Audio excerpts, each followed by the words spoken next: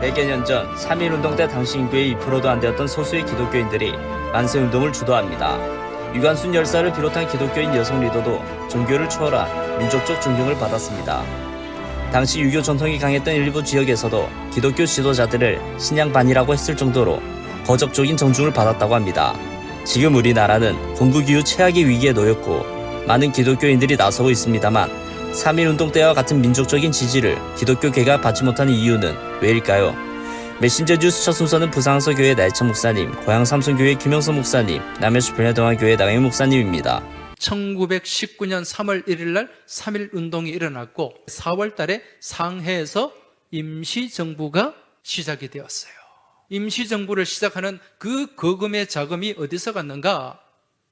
부산에 있는 선교사와 교회를 통해서 전달이 되었다는 것입니다. 1893년도에 부산에 들어온 선교사가 있었어요. 찰스 어빈 선교사입니다. 부부가 들어왔는데 이분들은 의료 선교사였어요. 1903년에 우리 교회 근처 영주동에 병원을 세웠어요. 그리고 1911년도에 동광동에 얼빈 병원을 개원해가지고 거기서 만들어서 판 약이 있었는데 이 약의 이름이 만병수예요. 이게 전국적으로 이름이 나가지고 얼마나 많이 팔렸는지 모릅니다. 그래서 거기서 벌어들인 그 수익금 30만 원, 그 당시에 초량교회 집사님을 통해서 중국 상해 임시정부를 시작하는 자금으로 전달이 된 것입니다. 김인현 3월 1일 정오에 민족대표 33인은 태화관이라고 하는 식당에 모여서 선언문만 낭독하고 다 흩어졌습니다. 그로부터 1시간 반 뒤에 탑골공원에 모인 사람들이 만세운동을 했어요. 언더우드가 만든 경신학교 출신인 정재용 전도사님이 만세운동에 앞장을 섰습니다. 더 앞선 시간에 평양에서 오후 1시에 장대현 교회에서 평양 만세운동이 시작이 되었어요. 그 당시에 장대현 교회와 마펫 선교사가 만든 그 숭덕학교에서 독립선언문을 낭독하고 만세운동을 시작했던 거죠. 그래서 이러한 독립운동과 만세운동의 그 중심에는 한국 교회가 있었고 또 우리 그리스도인들이 거기에 있었다는 것입니다. 그래서 한국 교회는 나라가 어려울 때마다 앞장을 섰고 또 나라와 민족을 위해서 기도했고 목숨을 바쳐 충성을 했던 것입니다. 그러한 거룩한 전통이 우리 한국교회 역사 가운데 흐르고 있음을 깨달으시기 바랍니다. 오늘 성경은요, 예수님의 첫 번째 기적 사건, 가나 혼인잔치, 이렇게 다들 알고 있는 내용입니다. 세계적인 베스트셀러 순종이라는 책의 저자 존 비비언 목사님은 이 이야기를 신앙의 본질을 다루는 것이라고 평가했습니다. 첫 번째, 잔치집에 포도주가 떨어졌다. 이 큰 위기를 말하는 거예요. 근데 큰 문제가 생겼을 때 마리아는 하인들에게 예수님께 가라. 그리고 너희에게 무슨 말씀을 하시든지 그대로 하라. 하인들이 마리아의 말을 듣고 예수님의 지시를 기다렸는데 말도 안 되는 답변이 돌아왔습니다. 여러분, 그런데 하인들은 포도주의 문제를 스스로 해결할 수 없는 사람이에요. 우리도 인생에 우리 능력으로 우리의 지혜로 해결할 수 없는 문제들을 만나는 순간이 있습니다. 그러나 문제를 만났을 때 결론은 하나예요. 살아계신 하나님을 먼저 찾으라는 말씀이에요. 우리 손에는 문제가 있지만 하나님 손에는 열쇠가 있다는 거예요. 두 번째는요, 이해할 수 없어도 하나님의 말씀이라면 그 말씀 자체에는 순종하라는 거예요. 하나님의 말씀이 합리적이고 상식적이면 순종하기가 얼마나 쉬울까요? 그런데 완전히 우리 삶에 갈등을 일으킬 수 있는 비합리적, 비상식적인 거예요. 순종하기는 해야 되겠지만은 어렵거나 힘들거나 여러 가지 복잡한 일들이 생기거나 갈등이 생기면 끝까지 인내하지 못하고 그 순종을 포기할 때가 있습니다. 그러면 하나님의 놀라운 기적의 은혜들은 경험할 수가 없는 거예요. 끝까지 인내하는 자에게 주시는 하나님의 은혜가 있는 겁니다. 그래서 이것은 예수께서 그 영광을 나타내신, 예수님께서 무엇을 기뻐하시는지 보여주신 첫 번째 기적이니라. 이렇게 이전 성경은 번역을 했어요. 하나님께서 우리에게 무엇을 기뻐하시는지에 대해서 가장 먼저 보여주신 복음의 본질, 신앙의 핵심을 드러내는 사건으로 알려져 있습니다. 그래서 오늘 본문은 예수님의 기적 행위가 아니라 하인들의 반응과 태도의 영적인 교훈이 담긴 이야기입니다. 물 깃는 하인들의 기쁨이 오늘 우리 모두에게 기쁨이 될 수 있기를 바랍니다. 너는 여리고와 그 왕에게 행한 것 같이 아이와 그 왕에게 행하되 오직 거기서 탈취한 물건과 가축은 스스로 가지라. 이렇게 말씀합니다. 이스라엘 백성이 아이성에서 왜 패배했습니까?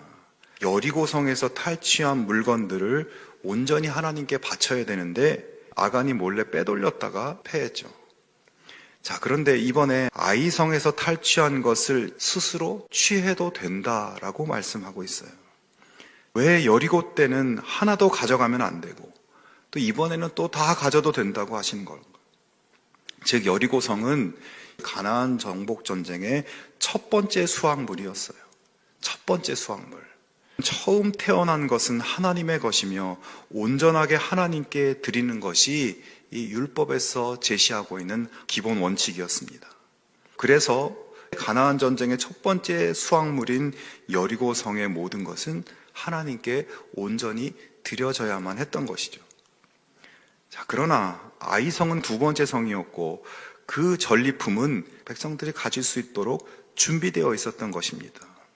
자, 그러니까 하나님은 처음부터 이 아이성의 전리품은 이스라엘 백성들에게 다 주시기로 계획하고 계셨던 것입니다.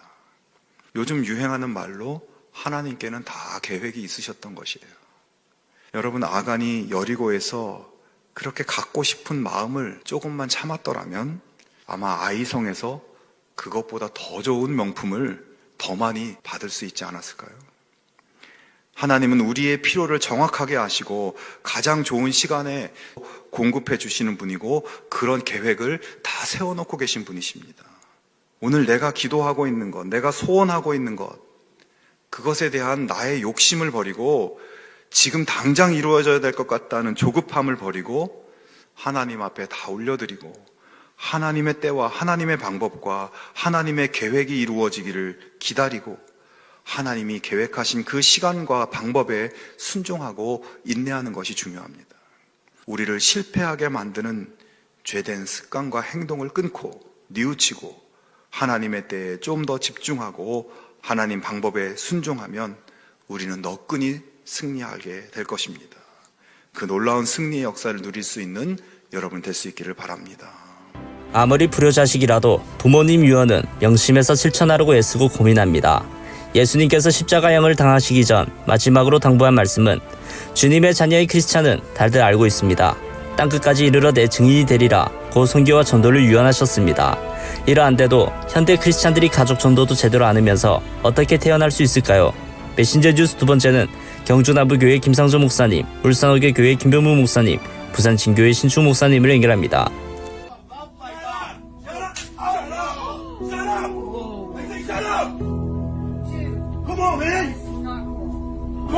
God loves you. You blessed me here on this cheek. Bless me on this cheek. Bless me right here. Bless me right here. Oh my. Pain is okay. I take the pain for you. I take the pain for you. You. It's okay. I don't believe. Well, God believes in you. God believes in you. God believes in you. God knows that you're a good man. I don't know what happened in your life, that you don't have God in your life, but you need to put God back in your life. I've been put here for a reason, and it's for you. My grandfather, the one that raised me, just passed away. I'm going through so much shit in my life. What are we going to do? I've lost a loved one too. We all lose people. That's what life's about. Your sins are casted away, all right? We all make sins, okay? But you're forgiven.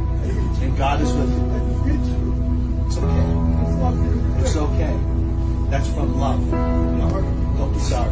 sorry, guys. Bring God into your life. Can we do that? Guys, can we come over here and pray over here, please? Come over here. Come over here, guys. Listen, don't be sorry, okay? God is in your life, yeah? May God bless. What's your name, sir? What's your name? Josh. May God bless Josh. 우리 모두 언젠가는 주님 앞에 서게 될 날이 오게 됩니다. 그때 주님께서 네가 내 제자라 할 수 있는 흔적을 보여다오라고 말하신다면 복음을 전하다 흘린 눈물의 흔적은 남아있어야 되지 않겠습니까? 우리 3월 16일 10개의 씨앗 전도대회를 엽니다. 전도대회입니다. 여러분, 대회라고 하는 것은 우리가 족구대회, 탁구대회, 배구대회 한다 그러면 우리 교회 남성교회는 최소한 2달 전부터 준비하잖아요. 왜 그럴까요? 이기기 위해서 최선을 다하는 겁니다. 여러분, 10명 적기 참 힘드시죠? 저는 제 주변에 제가 아는 사람이 이렇게 없나 이번에 알았습니다. 10명 찾기가 힘든 거예요. 아내에게 그랬습니다. 대구에 있는 장모님 이름은 칠 수도 없고. 사랑하는 여러분, 힘들지만은 순종하는 마음으로 힘껏 한번 기록해 보십시오. 오랫동안 쉬고 있는 남편, 교회에 나오기 참 힘들어하는 우리 가족들, 또 직장 동료, 동호회 회원들 이름을 쓰십시오. 이름을 적고 기도하며 전도를 시작해 보십시오. 당신이나 잘 믿어요. 앞으로 이런 강요하지 마세요. 내 마음에 상처가 남습니다. 전도하니까 나만 보면 피하여 도망가는 내 사랑하는 친구들이 있습니다. 그 친구들 볼 때마다 나는 우울해집니다. 내 마음이 괴로워집니다. 여러분, 그러나 그 상처는 우리가 자랑할 만한 스티그마입니다. 우리 주님을 사랑한 흔적입니다. 새 중에 자고새라는 새가 있는데요. 자고새는 자기가 낳은 알을 품다가 다른 새가 와서 그 알을 집어넣으면 자기 새끼인 줄 알고 품는 새입니다. 이 자고새는 너무나 특이하고 어리석습니다. 남의 알을 잔뜩 모으고 앉아서 온갖 고생을 하면서 정성을 다합니다. 근데 막상 알에서 깨어난 새끼들은 조금만 자라면은 각각 지 어미를 찾아간다는 거예요. 그동안 자고새가 온갖 고생과 수고는 한 것 모두 허사로 돌아가는 것입니다.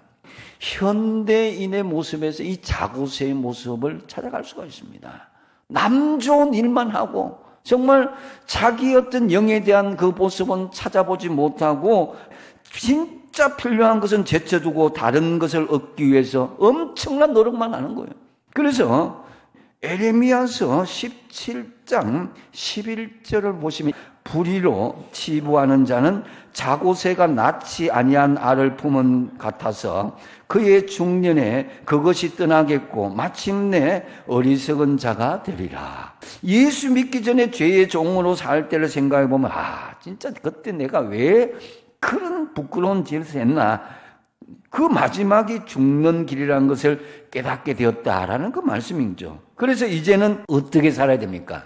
이제는 거룩함에 이르도록 힘쓴다라는 거죠. 그래서 여러분 매일매일 성화의 삶을 나간다는 것, 이건 뭡니까? 죄를 지을 수도 있다는 거죠. 잘못할 수도 있다는 거죠. 근데 그것은 본래의 자리로, 거룩한 자리로 돌아가야 되는 거예요. 그것을 하나님이 열어주셨습니다. 예수 그리스도의 십자가의 은혜로 매일매일 은혜의 보좌 앞에 회개할 수 있는 이 성화의 삶을 열어주셨다는 거죠. 그래서 2000년 전에 예수님께서 선포한 말씀이 뭡니까? 회개하라, 천국이 가까웠다. 죽어서 하늘나라 가는 것도 있지만 지금 현재 우리의 삶을 회개하고 성화함으로 몸은 이 땅에 있어도 영생의 삶을 누릴 것을 말씀하는 것입니다. 천국이 갑자기 하늘에서 뚝 떨어진 게 아니라 지금 주님께서 값없이 주시는 구원의 은혜의 은총과 감격을 지금 누리며 살아가야 된다는 거죠. 지금 현재 오락할 때 그것을 누리며 살아가는 사람은요, 하늘나라가 자연스럽게 가는 거예요. 여러분, 영생을 누리는 삶의 절정은요, 나 혼자 누리는 것이 아니라 믿지 않는 사람까지 영생을 누리도록 하는 긍휼의 마음을 가지는 거예요. 그래서 내 가족, 친지, 이웃들, 확대되면 민족과 세계 열방까지 그걸 끌어안고 같이 영생을 누리며 살아간다 해야 된다는 거죠. 오늘 지금 예수 믿지 않으면 지옥 간다 이 생각을 가지면요 절박한 마음이 생기는 거예요. 교회가 지옥에 관한 이 말씀을 많이 전했더라면 오늘 이 사회는 지옥과 같은 현실이 덜 되었을 것입니다. 교회의 사명은 지옥에 떨어진 영혼을 건져내는 것이요 또한 영생을 누리며 사는 것을 보여주는 것이 전도인 거예요. 하늘나라는 죽어서 가는 것도 있지만 이 땅에서 하늘나라의 모습 기쁨으로 감사함으로 살아가면 그 영생을 누리며 살아가는 것을 보여주는 것이 의의 종의 자세인 것이에요. 서울대학 가고 의사 되고 판사 되고 큰 부자가 되면 뭐합니까? 지옥 갈 인생이면 무슨 소용이 있겠냐 이거죠. 창세기 3장에서는 타락의 이야기들을 기록하고 있습니다. 하나님의 자녀로 빚음을 받은 우리 안에 하나님의 자녀됨을 상실한 상태를 가리키는 것이 바로 이 타락이라고 하는 말입니다. 그리고 16절에 보면 또 이렇게 말씀을 합니다. 너는 남편을 원하고 남편은 너를 다스릴 것이니라 하시고, 원래 하나님께서 부부를 만드실 때는 서로 동등한 존재로 만드셨습니다. 그러나 죄가 들어와서 타락한 인간은 동등하거나 돕는 존재가 아니라 서로를 지배하는 존재가 되어서 지배하고 지배를 받는 관계로 변해버렸던 것입니다. 하나님께서는 하나님의 자녀들을 회복해 하실 계획을 선포하십니다. 피조물이 고대하는 바는 하나님의 아들들이 나타나는 것이니 피조물이 허무한데 굴복하는 것은 자기 뜻이 아니요 오직 굴복하게 하시는 이로 말미암음이라. 그 바라는 것은 피조물도 썩어짐의 종노릇한 데서 해방되어 하나님의 자녀들의 영광의 자유에 이르는 것이니라. 로마서에서는 마지막 날에 대해서 말씀을 합니다. 그날은 모든 피조물들도 간절히 고대하고 기다리는 날인데 하나님의 자녀들이 그 자녀됨을 회복하는 날임을 말합니다. 그리고 그날이 되게 되면 모든 피조물들도 함께 회복되리라고 말씀을 하십니다. 이것이 바로 하나님의 꿈이요 하나님의 비전이며 하나님의 계획인 것입니다. 요즘에 참 좋아하게 된 찬양이 있는데 행복이라고 하는 찬양입니다. 화려하지 않아도 정결하게 사는 삶, 가진 것이 적어도 감사하며 사는 삶, 내게 주신 작은 힘 나눠주며 사는 삶, 이것이 나의 삶의 행복이라오. 눈물 날 일 많지만 기도할 수 있는 것, 억울한 일 많으나 주를 위해 참는 것, 비록 짧은 작은 삶 주 뜻대로 사는 것, 이것이 나의 삶의 행복이라오. 세상적 사고방식과 문화의 연장선에서 성경 말씀을 자의적으로 해석하고 자기 자존심과 체면, 염치를 이유로 주님 앞에 자신을 완전히 드러내는 자기 고백조차 거부하는 현대 크리스찬들이 적지 않아서 목사님들을 안타깝게 아닙니다. 메신저 뉴스 마무리는 광주 안인교회 김현수 목사님, 대전 제1교회 김철민 목사님, 부산해안교회 조선일 목사님으로 이어집니다. 제가 담임 목회를 할 때요, 서울에서 나이 지긋한 조그마한 기업 회장님이 교회에 등록을 했어요. 근데 이 회장님을 보니까 하나님 앞에 나와서 뭐 예수를 믿으면 죄사함을 받고 천국을 간다는데 자기는 염치가 없어가지고 그렇게는 못할 것 같고 마음이나 좀 평안했으면 좋겠다 해요. 안 되겠다 싶어서 제가 풍성한 삶으로의 풍성한 삶의 첫걸음이라는 책을 가지고 제가 쭉 나누면서 구원의 확신을 갖게 해드리려고 했는데 가 끝난 다음에 같이 밥을 먹으면서 아직도 염치가 없으세요? 네, 염치가 없다. 예수님이 나의 죄를 용서해 주신다라고 하는 것을 염치가 없어가지고요 의심하게 됩니다. 그리고 그걸 거부하게 돼요. 왜 그러냐? 죄에 대한 대가가 이 죽음이란 게 얼마나 심각한 문제인지를 모르니까 그래요. 예수님이 그것을 해결하기 위해서 십자가에 죽으실 만큼 그 죄의 문제가 심각한 문제고, 예수님은 그 심각한 문제를 해결할 수 있는 능력을 가지고 계신 하나님이신데 내 마음속에 믿어지지 않잖아요. 그러면 의심하게 됩니다.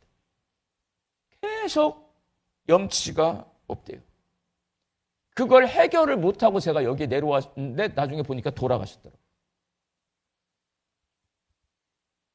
이런 분들은 요셉의 형들처럼 죄사함을 받은 하나님의 자녀로 자유와 기쁨을 누리며 살아야 하는데 죄의 후유증으로 고통스럽게 삽니다.